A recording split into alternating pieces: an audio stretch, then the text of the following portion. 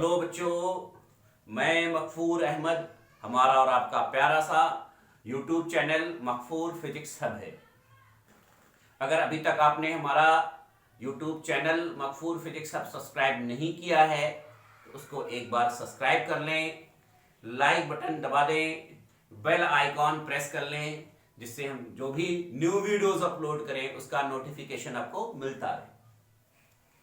Class 9 के previous lecture में dear students, हमने आपको वर्क, एनर्जी और काइनेटिक एनर्जी के बारे में एक्सप्लेन किया था। आज जो हमारा है छोटा सा टॉपिक, प्यारा सा टॉपिक है वो पोटेंशियल एनर्जी। तो हमने काइनेटिक एनर्जी के बारे में पहले एक्सप्लेन कर दिया था कि energy due to motion is known as kinetic energy. आज होगा energy due to position, energy due to configuration is known as potential energy. अगर आप रेस्ट के कंडीशन में हैं उस समय जो एनर्जी आपके पास स्टोर है, आपके मॉलिक्यूलर स्ट्रक्चर की वजह से जो एनर्जी स्टोर है, आपकी पोजीशन की वजह से जो स्टोर है, आपके शेप की वजह से जो एनर्जी स्टोर है वो हमारा potential energy. Energy due to position is known as potential energy. अब पोटेंशियल के बहुत सारे फॉर्म होते हैं। हमारा इलास्टिक पोटेंशियल एनर्जी है, हमारा ग्रेविटेशनल पोटेंशियल एनर्जी है। तो क्लास 9 के सिलेबस में पोटेंशियल एनर्जी का बहुत ब्रॉड एक्सप्लेनेशन नहीं है, बहुत शॉर्ट एक्सप्लेनेशन है, और क्लास 11th में एक्सप्लेनेशन होगा। तो पोटेंशियल एनर्जी में पोटेंशियल एनर्जी की डेफिनेशन अगर आप राइट करना चाहें तो राइट कर लें। Energy due to position is known as potential energy. Energy due to position is known as potential energy. इसमें ग्रेविटेशनल पोटेंशियल एनर्जी का डेफिनेशन पूछा जाता है। ग्रेविटेशनल पोटेंशियल एनर्जी क्या है? What is gravitational potential energy? Gravitational potential energy, मान लीजिए किसी बॉडी को आप लिफ्ट कर रहे हैं, बेटा स्मॉल मास की बॉडी है, उसको आप लिफ्ट कर रहे हैं, ऊपर की तरफ लिफ्ट करेंगे तो जितना वेट फोर्स डाउनवर्ड डायरेक्शन में अप्लाई होगा उतना फोर्स आपको ऊपर की तरफ अप्लाई करना। मान लीजिए इस कॉपी को हमें लिफ्ट करना है स्मॉल h हाइट तक, तो इसका जितना वेट फोर्स होगा, वेट फोर्स डाउनवर्ड डायरेक्शन में mg लग रहा है। ग्रेविटेशन वाले चैप्टर में हमने एक्सप्लेन कर रखा है। तो जितना वेट फोर्स डाउनवर्ड डायरेक्शन में लग रहा है उतना वेट फोर्स ऊपर की तरफ करके हम इसको रेज कर सकते हैं, लिफ्ट कर सकते हैं। यानी कि ऊपर उठाने के लिए, इस मार्कर को नीचे से ऊपर उठाने के लिए इसके वेट के इक्वल फोर्स अप्लाई करेंगे। तो यहां पर जो फोर्स लग रहा है बेटा वो mg है, और मान लीजिए ग्राउंड के सरफेस से बॉडी को जो लिफ्ट किया जा रहा है वो h हाइट तक लिफ्ट किया जा रहा है।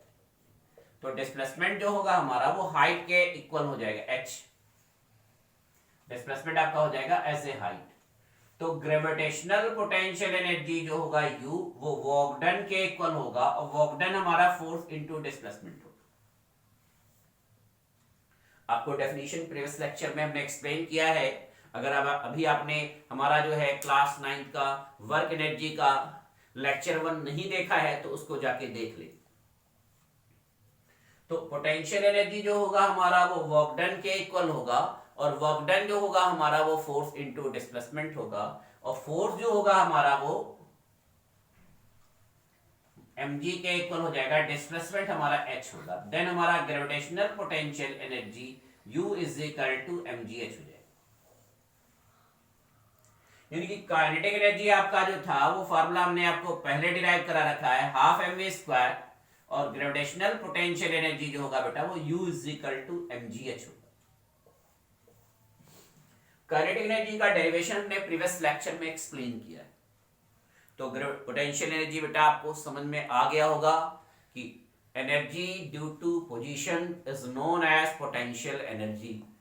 Energy due to position is known as potential energy. इस मार्कर को ऊपर की तरफ रेस करने के लिए जितना वर्क हो रहा है वो work done as a gravitational potential energy है, force as a due to gravity है, फोर्स वेट फोर्स के इक्वल लग रहा है mg, और डिस्प्लेसमेंट एज ए हाइट। तो ग्रेविटेशनल पोटेंशियल हमारा mgh हो जाएगा। उसके बाद का आपके क्लास 9 के वर्क एनर्जी चैप्टर का मोस्ट इंपॉर्टेंट टॉपिक है वर्क एनर्जी थ्योरम। आपका क्या है बेटा? Work energy theorem. Work energy theorem आपको एक्सप्लेन कर देते हैं कि वर्क एनर्जी थ्योरम क्या है।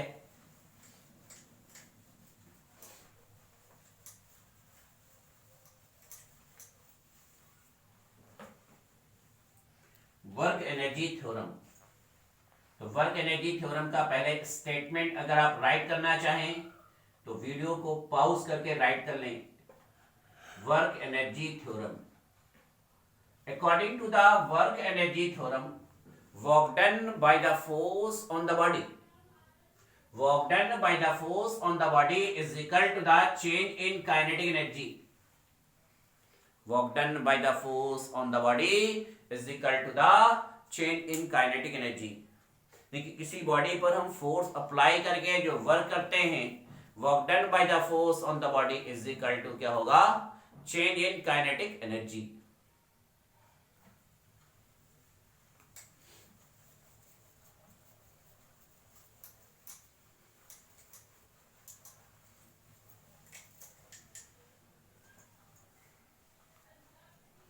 मान लीजिए एक सरफेस है बेटा, एक बॉडी एक सरफेस है, इस पर कोई एक बॉडी स्मॉल एम मास की रेस की गई है, यहां पर रखी गई है स्मॉल एम मास की बॉडी, और ये इनिशियल वेलोसिटी u से मूव कर रहा है। इसकी इनिशियल वेलोसिटी को हम जीरो नहीं कंसीडर करते। इस पर जब हम फोर्स F अप्लाई करते हैं तो बॉडी ये डिस्प्लेस्ड होती है और डिस्प्लेस्ड होकर v वेलोसिटी से मूव कर लेती है। अब ये बॉडी जो है v वेलोसिटी अटेन कर लेती है, यानी कि बॉडी की जो इनिशियल वेलोसिटी है वो u है।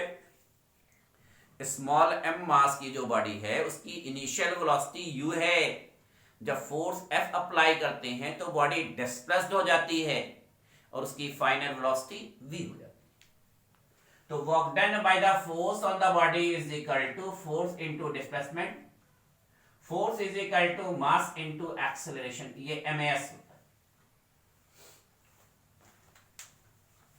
आपको Newton's laws of motion, Newton second law of motion, Newton laws of motion वाले चैप्टर में बताया गया कि force is equal to mass into acceleration. अब by motion third equation, by motion third equation, by motion third equation आपका होता है बेटा v square is equal to u square plus 2s। अब दोनों साइड में हाफ m से multiply कर देते हैं, multiply both sides by half m, multiply both sides by half m, तो हमारा जाएगा half mv square is equal to half mu square plus half m into 2as। अब ये 2 कैंसिल, दोनों साइड में हमने हाफ m से मल्टीप्लाई कर दिया। अब ये जो हाफ mu स्क्वायर है बेटा, इसको साइड कन्वर्जन करके इस तरफ ले आएंगे, देन ये प्लस में है, इधर आएगा माइनस हो जाएगा। देन आपका हो जाएगा half mv square minus half mu square is equal to MAS, mass into acceleration into displacement. अपने मोशन वाले चैप्टर में मोशन थर्ड इक्वेशन पढ़ा होगा, v square is equal to u square plus 2s। अब ये फाइनल वेलोसिटी है, then ये आपका फाइनल काइनेटिक एनर्जी होगा। ये आपकी इनिशियल वेलोसिटी है, देन ये इनिशियल काइनेटिक एनर्जी होगा। फाइनल काइनेटिक एनर्जी आपका k2, initial kinetic energy k1 और MAS आपका वर्क डन के इक्वल। तो ये आपका चेंज इन काइनेटिक एनर्जी हो जाएगा डेल्टा k और ये आपका हो जाएगा वर्क डन। तो आपको बेटा मैंने स्टेटमेंट पहले ही बता दिया है कि work done by the force on the body is equal to the change in kinetic energy. तो बेटा इस लेक्चर को प्रिपेयर कर लेंगे, इस पर based numerical question next lecture में हम नेक्स्ट लेक्चर में वीडियो हम अपलोड करेंगे। Thank you.